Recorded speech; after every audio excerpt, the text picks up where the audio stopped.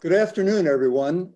Welcome and thank you for joining us today as we answer some of your questions about the coronavirus pandemic and specifically its impact here in Long Branch. Before we get started, I want to introduce some of the people who are on our video conference call here. Let me start with Council President Bill Dangler. We have Business Administrator George Jackson. From the Office of Emergency Management, we have Lieutenant Charles Shirley. We have Chief Jason Roebuck. From our Director of Department of Public Works, Stan Zuba. From our Health Department, we have our Director, Sid Johnson, as well as our Health Inspector, Teresa Giordano. And not on the video call, but on a phone call, we also have Lindsay DeAngelis, our Communications Director, and our IT Specialist, Will Bahamunde. They're very important, obviously, because they set this up today, and any of the communications that we have with our residents is done through them. I also want to acknowledge our other City Council members, Dr. Mary Jane Selly, Dr. Anita Vogt, Mario Vieira, and Rose Wittes, and I want to thank them for their daily involvement with what we've all been dealing with here. So why are we doing this? We're doing this to answer the residents' questions and to help you navigate through this very confusing time. So how it's going to work is for the last 4 days, we have asked all our residents to email in questions. We've collected them and they're in no particular order. So what I'm going to do is I'm going to read each of the questions that we received, and I'm going to ask one of our professionals if they could answer it. But before I get started, I just want to ask our Council President, Bill Dangler. Mr. Dangler, if you could say a few words, please. Yes, good afternoon, everyone. On behalf of the City Council, I would just like to implore the residents of Long Branch to stay inside as much as possible. If, in fact, you do have to go outside, please cover your face, whether it's a mask or scarf, cover your hands, and keep your social distance. As you know, this is not something that one of us can solve on our own. The Health Department, the State Health Department, even at the national level, they cannot solve this on their own. They need everyone's help. So let's be a part. We come out on the other side of this, we'll all be healthy and back to normal, whatever that new normal may be. So thank you very much. Thank you, Bill. So let's get started. So the first question I'm going to answer is, how is Long Branch helping small businesses, and specifically those who are having trouble being able to pay rent? So I would like to first start starting that, we have a economic and development office is here and available to you. We are addressing the whole issue with small business loans. They can help you with the application process. There are some grants available. And again, they're there to help you with any individual questions you may have. They also can address the individual stimulus checks that you're expecting. So again, if you have any questions or we can be of any assistance to you, please call our Economic and Community Development Office. We also have a couple of programs that we've initiated. We have Local to Go, which is on our website, and that offers all the restaurants in town that are offering takeout and delivery. And we have Long Branch Connects, which again is for businesses who offer online services. And finally, the library, in conjunction with the City of Long Branch, as well as the Chamber of Commerce, is starting something called Back to Business. And it's another program that's going to help small businesses literally get back to business once this all ends. And they're going to be assisting in everything from mailing lists, business cards, training for setting up social media platforms, etc. So we'll be able to update with you with that as that occurs. But again, please call our Economic and Development Department right now with any questions that you may have, and they could assist you. Okay, moving on to question 2. Is it likely that the boardwalk, beaches, and summer activities will be closed for the summer? Let me just start by saying the county is discussing plans to get back up and running, but I'm going to ask our DPW director, Stan Zuba, if he could elaborate. At this time, we're moving forward under the assumption that we are going to have a beach season. We don't know when that is. We're following the governor's guidelines as to when he will reopen parks and open spaces. With that being said, we are going to start our process of opening up the beachfront as far as the work that has to be done to get ready for the season. Somewhere around the area, May 1st. The difficulty we're going to have is trying to get this done and still practice our social distancing to keep our employees safe. Thank you, Stan. Stan, while you're still here with us, can you tell us, just talk a little bit about the sanitation and recycling schedule here in the city, please? Okay, our sanitation department has been fantastic, as everybody from DPW has. We're not altering the schedule at all. We're doing our normal pickups. Our paper pickups will be Monday and Tuesday, your normal schedule, depending on where you live in town, north or south. Our recycling for our cans and bottles will be on Thursday and Friday. So everything is moving along. Bulk is moving along as it normally is on Wednesdays, and we are on schedule with everything, and we're not getting too many problems. Thanks, Stan. Okay, I'm going to move on to the next question. And the question is, how can we get tested? Do you have any information about the new 5-minute test? I'm going to ask our Director of Health, Sid Johnson, if you could address that question, please. Sure. Thank you, Mayor. So there's a number of ways to get tested. All testing still is you have to be symptomatic, which means you have to have a fever, a headache, body aches, some kind of symptoms. And if you call, there's the walk-in clinics, many. There's one in West Long Branch. There's one in Eatontown. You go online and you can make an appointment. You get tested usually the next day, and the results are available in another 2 days or 3 days. There is also the PNC Art Center, which is functioning right now. It's on a reduced schedule. You have to look that up, but you could go there, and that's free, that one. The walk-in clinics take your health insurance. Lastly, the new 5-minute test, Abbott Labs has come out with actually 2 different tests.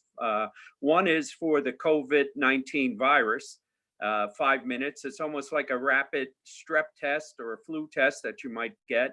And the second one is the antibody test, which will tell whether you've been infected with the COVID virus. So they're just new on the market. They're starting to become available, but they're not everywhere right now. But another month or so, you'll probably be seeing much more availability for those 2 rapid tests. Thank you, Sid. And I just wanted to add that yesterday I spoke with a physician at one of the local, urgent care centers. And the process actually is pretty simple. Right now, you do need to be symptomatic or have some sort of symptom.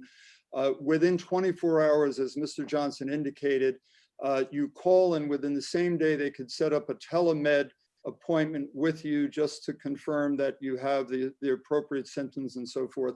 And then within that same day or the next day, they'll arrange an appointment where you could pull your car up to a parking slot. Someone could come out. They would assist you with the testing, and then within 24 or 48 hours, you would have results. And as Mr. Johnson pointed out, you're covered under Medicare, Medicaid, most if not all private insurance. And I believe, Sid, that the copays are also, you don't have to pay for a copay, if I'm not mistaken. The copays have been waived. I believe that's true too. Right. And one last thing before we move on, I just want to, I've said this a bunch of times, but we're very fortunate that we have our whole health department here in Long Branch, our own department. And again, Sid, Teresa, and others in the department are here every weekday to address your calls and to get back to you on any questions you might have about this pandemic. And Sid, the number is 732-571-5665, correct? Correct. Thank you. So moving on, the next question is, will summer short-term rentals be allowed? I'm going to ask Mr. Jackson if he could address that. I will say, however, that, Long Branch is a little different than a lot of the other shore communities. And Mr. Jackson, can you explain that, please? Yes, thank you, Mayor, and good afternoon, everyone. As the mayor mentioned, we are somewhat different in the way we govern our rentals here in the city of Long Branch. In recent weeks, we've gotten many inquiries, and these are in response to the perceived and I think real effort by some people in some of the hot spots of infection to get out of those areas and find safer ground. And North Jersey and New York City obviously been hit very, very hard throughout the pandemic. And many of the residents of those areas have sought to find safer ground down here in the Jersey Shore. Long Branch, and I'll get back to the answer to the question, is in short, no.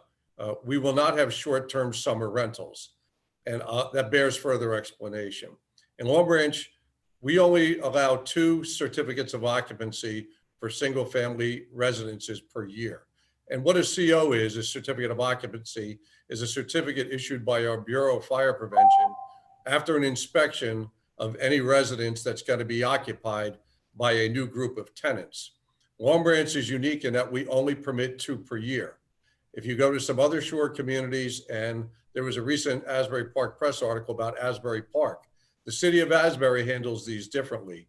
They have an unlimited number of occupancies that people can obtain in any residence, and they forego the inspection and issuance of a certificate of occupancy, which again, we only allow 2. They have a special permit for short-term tenants. So the popular modes of short-term rentals are Airbnb, VRBO, vacation rental by owner. Those are not allowed in the city of Long Branch.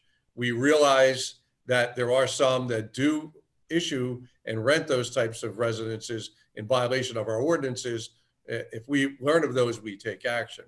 But the city of Asbury Park knowingly allows people to get short-term rentals. It can be for a number of days. It can be for as short as a one-night stay.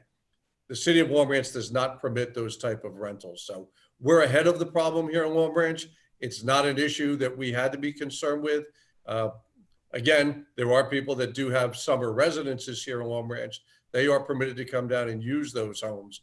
But as far as those Airbnbs and VRBOs that many of the shore communities permit, Long Branch does not allow them. So we had no action that had to be taken to restrict them in any way. We're ahead of the curve on that matter. Thank you, Mr. Jackson. Our next question, does the city have masks to give the seniors? Let me just say that, we'd like to give masks to everyone, but as many of you have probably read about, there really still is a severe shortage of masks. I'm going to ask Lieutenant Shirley from OEM if he could address that question and just talk about PPE in general. Lieutenant Shirley? Thank you, Mayor. At this time, we're reserving masks for healthcare workers, long-term care facilities, and first responders. It's also important to remember that seniors are our most vulnerable population we have right now, and they should really exercise caution before going outside, which would then reduce their need for a mask. Just to get down to strict numbers, in Long Branch, over 15% of our population is 65 and over, which equates to about 5,200 masks that we would have to provide and teach people and train them how to use it, which we're not in that position to do right now with supplies. The good side of this is our seniors from the senior center and people that we meet around town, they're some of the most resourceful people we have.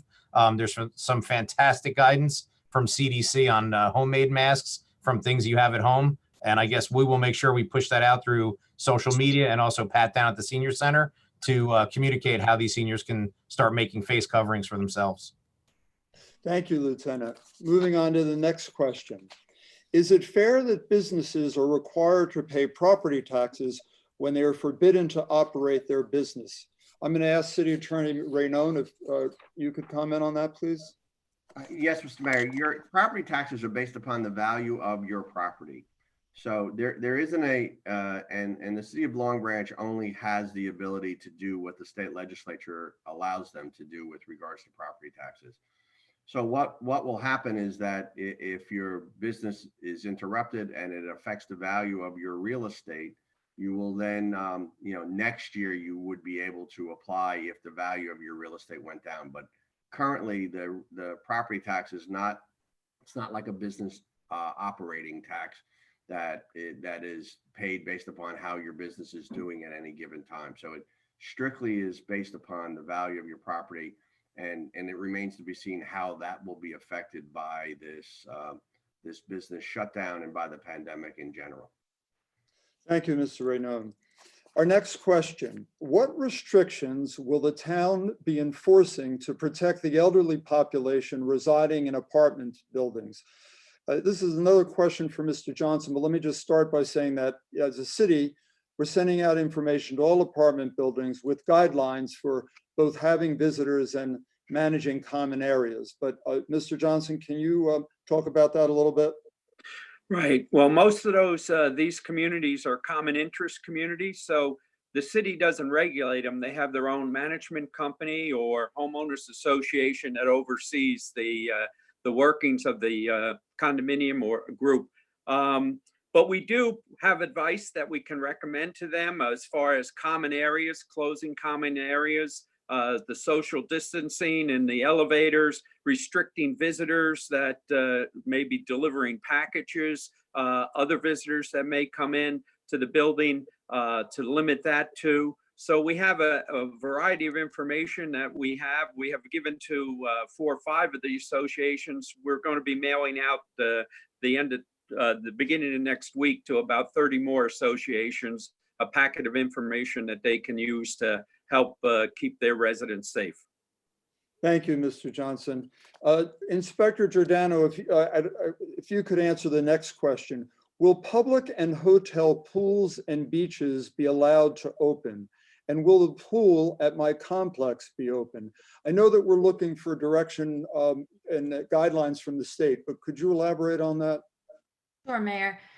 So according to the New Jersey Department of Health, pools are included in the governor's executive order, so they will be closed until he lifts that. These pools include pools at hotels, condos, and apartment complexes. Okay, thank you, Inspector. I'm going to repeat this, and I know I've said it already once or twice, but I want to repeat it again, to our audience. Everybody that you're seeing on screen here is really available every day, and I can't thank them enough for all the work that they do. We meet on a daily basis, all of us, sometimes even on weekends. Council members are involved as well. But again, I just want to thank you and let all our viewers and residents know that they're available to answer your calls or any questions that you might have. So moving forward, what is being done to protect the many taxi drivers and passengers, Uber and Lyft as examples, as well as our regular cab companies in the city? That question came in just this morning. And again, I'm going to ask Lieutenant Shirley, who's also heads our traffic division, to address that. Thank you, Mayor. So let me just separate into 2 different things. So taxi cabs are regulated by the city and by the police department. So for taxi cabs, all of them are registered. The name of the person operating them and the owner are registered. The traffic safety unit constantly does inspections. When this first hit, we actually called them all back in, and it was funny. It was a change for us. We normally are concentrating on safety inspections for vehicle tires and make sure the doors lock and the windows go down. But we did it for cleanliness. And then what we did was we had a conversation with them about and reinforce the high touch areas, just where they should be cleaning and just that they need to maintain records on what they're doing. So that's for taxis. As far as Uber and Lyft, we have a little bit less regulation on them. They have both put out some guidance, and we have talked to both of them just to make sure that they're pushing it out to their drivers. They ask first people that if you're not feeling well, don't use them. They're also asking both the drivers and passengers that when coughing or sneezing to use, cover your mouth with your elbow and use those kind of precautions. They've also, they're not allowing passengers in the front seats anymore. So they want for a little bit more social distancing to put you in the rear of the vehicle and to possibly open the windows for ventilation. And the one last thing that they've done is that, and this really counts for our taxi cabs too, if one arrives and the person's not wearing a face covering or you don't feel comfortable with the cleanliness of it, you can just cancel the ride and you'll get a full refund back. And they're not going to argue with you if that's your reason, if it's about health and safety. So that would be my suggestion. Thank you, Lieutenant. And also, Lieutenant, as the Director of OEM, could you address the next question? And that is, would it be fair to assume there was no school for the duration of the school year? I know that we had some direction from the governor in his meeting yesterday, but maybe you could elaborate with the date and the details on that. Sure, sure. As of yesterday, the governor pushed that decision out another 30 days. From a local standpoint, we're really just going to be taking state guidance on that. Once we have a better understanding of what the state guidance is going to be, then we'll start making some local decisions. But at this point, until we get guidance from them, because they could just come back in 30 days and say it's closed and there's nothing to discuss. I think the main concern is they're trying to get kids back in the school so parents can get back to work. But we're waiting to hear from the state on that. Thank you, Lieutenant. Yep. Chief Roebuck, is everybody required to wear a mask in public? Thank you, Mayor. Executive Order 125, signed by Governor Murphy, requires not a mask, but a cloth face covering, and only when you go into essential businesses. And those essential businesses would be such as the food store, pharmacies, or restaurants when you go to pick up food. You also must wear them if you're taking the bus or the train or anything to get to your job. That's the only time you are required to wear them. The CDC has also recommended when you're outside that you wear the same cloth face shield if you do have one, and if you so desire, but it's not, you don't have to do it at this point, although when you're in any sort of crowd, I would definitely recommend it. Thanks, Chief. Chief, while we'll have you here, could you talk about some of the things that are going on in the police department, some online services, or any update on anything else you could fill us in on? Sure, Mayor. So far, we're doing very well with this virus. We want to keep it that way. Some of the things we have done to make sure there's less contact between us and the citizens is we've started an online reporting system. So if you go to the city's website and go to our part, the PD's part of the city website, you'll see an online reporting portal there, and certain types of crimes can be reported online. Just please read what can and what can't be. There are other things that we can't take online. And as always, if you do need us for anything, just call 222-1000 or call 911 and we will respond. Thank you, Chief. Next question for Mr. Raynon, our city attorney. Why is there still some construction going on in Long Branch? And Mr. Raynon, can you tell us about these, the construction guidelines and obviously the various exemptions? So the governor's executive order 122, which was issued at the beginning of last week, ordered that effective at 8 o'clock on Friday, all non-essential construction in the state was to stop. The order went on to describe a number of areas that it considered to be essential, but there are two basic kind of categories. The first categories are projects that are deemed essential by the nature of what they are building. So, for instance, anything that's healthcare related, school construction, utility work by utilities, and anything necessary to respond to the pandemic are of their very nature exempt from the governor's stop order. The second thing that the governor's order did was it allowed on residential construction, it allowed those projects for which there were contracts for sale with closing dates in them to continue to completion. So what you're seeing along the oceanfront particularly are a number of projects that are residential in nature, and we have been soliciting and discussing with the construction companies whether or not those fit into any of the categories. And I think that what you're seeing along, at least along the oceanfront, is that there are a number of projects that are nearing completion or are beginning to deliver units, and they're allowed to continue to work on those construction projects to that end. The other thing that's important is that for every construction project, you are allowed to, if you're in the middle of construction and and stopping would cause would affect the structural integrity or make it hazardous or dangerous to stop, you are allowed to complete. So in other words, you're allowed to close in buildings, or you're allowed to finish the roof, you're allowed to secure whatever there that might be hazardous. So those are the two general categories of construction projects that are continuing to operate. But we monitor it through the building department, and we've been in touch with all of the construction sites to make sure that they fit within those categories if they are going to be allowed to continue forward. Thank you, Mr. Raynon. And another question, does the shutdown of construction affect the tax abatement or redevelopment agreements? I know the answer is no, and we had that question as a last council meeting as well. But if you don't mind, could you respond to that?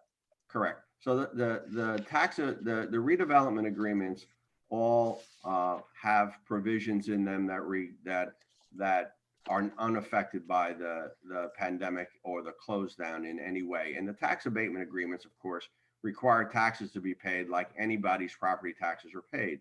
So as long as everybody is paying their taxes, it's completely unaffected by this agreement. As to the redevelopment agreements, they're not affected in any way by the construction shutdown, because they really guarantee the character and nature of what's going to be built, and that is not going to be altered by the shutdown of construction in any way. So all of the obligations under those agreements, the developers are still bound by them. They have to fulfill them completely, and we're we're monitoring those agreements to make sure that all of the payments in lieu of taxes are being made, and they're being fully conformed with. Thank you, Mr. Raynon. The next question I think I can answer is, what is open and closed on the ocean front? And if if anyone wants to jump in, please do. But obviously, I think most of our residents and visitors know that the boardwalk is currently closed. The adjacent roadway is closed, and the bike paths are closed as well. That's in the West End area and up near the Ocean Place Resort. We get a lot of questions about the sidewalks. The sidewalks are actually open west of the roadway and west of the boardwalk. And of course, you probably know that the beaches still remain open at this point. Chief or anyone else, is there anything to add to that, or Stan, or should I just move on with?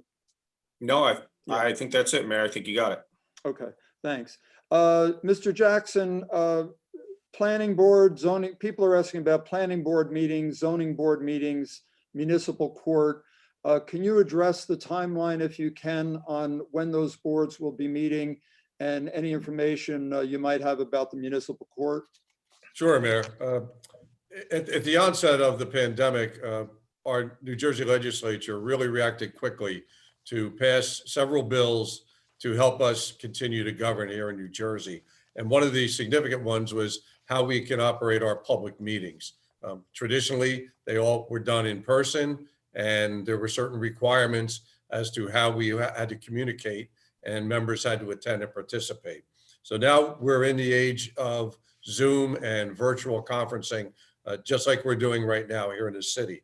So one of the bills passed by the legislature allows the use of electronic equipment to conduct these public meetings.